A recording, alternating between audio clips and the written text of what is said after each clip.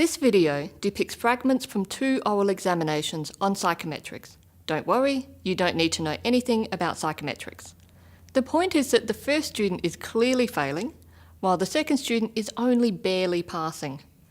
How do you think this might affect the examiner if he saw them one after the other?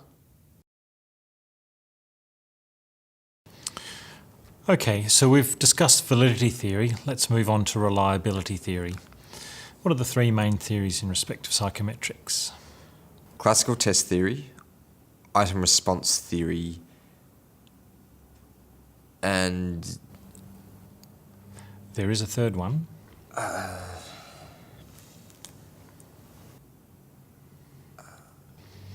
The one most intuitive in discriminating between domain-oriented and norm-oriented perspectives. Think variance. analysis of variance. It's derived from analysis of variance.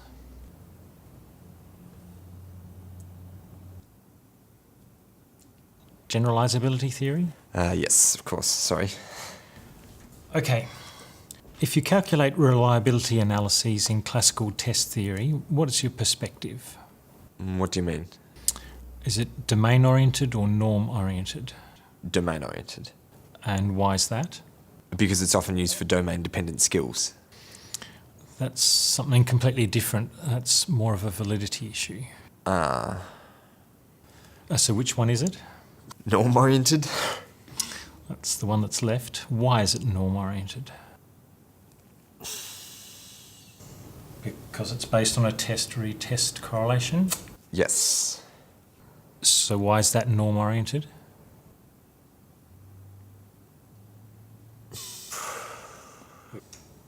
Okay, I think that's enough. Do you think you prepared well enough for this examination? Honestly, no. I struggled to make sense of it.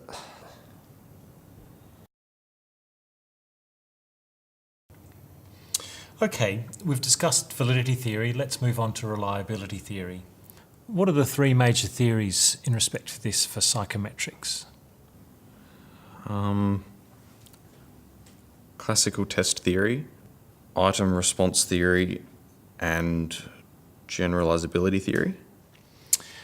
Which of these is most intuitive for distinguishing between domain-oriented and norm-oriented perspectives?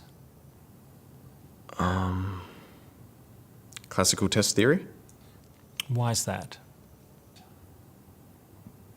because it's used so often. That may be so, but it's not what I'm asking.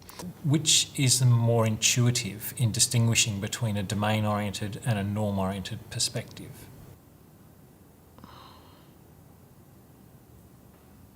Sorry, what do you mean? Which is better at making a distinction between domain-oriented and norm-oriented perspectives? Oh, generalizability theory. So why is this? Because it requires you to define variance components so you can see the difference. Can you be more specific? By defining variance components, you can determine whether you want to look from a norm-oriented or domain-oriented perspective. How does that work? Well, you define whether you include or exclude variance components in the formula based on the type of test. Okay, near enough. Let's move on. Now, if you calculate reliability analyses in classical test theory, what's your perspective? What do you mean? Norm-oriented or domain-oriented? Norm-oriented. Good. Why is that? Because it's based on a test-retest correlation. Okay, so why does that mean it's a norm-oriented perspective? Because it is a correlation. And so,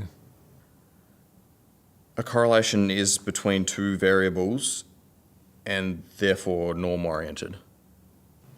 not quite. Correlation is about rank ordering.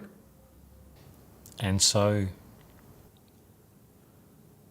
Oh, if it's about rank ordering, then it does not include absolute numbers, and therefore you cannot determine whether the same part of the domain would be covered in a retest.